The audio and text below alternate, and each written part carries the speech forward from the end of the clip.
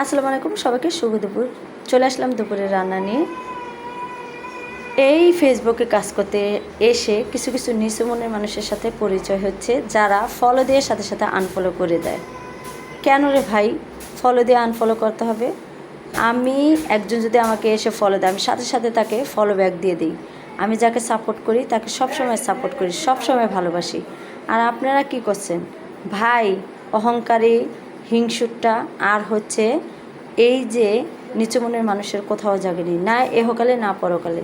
আল্লাহ তাই তো দোজক আর ব্যাস তৈরি করেছে। যাই হোক, আপনাদের বিরুদ্ধে আমার কোনো কথা নেই।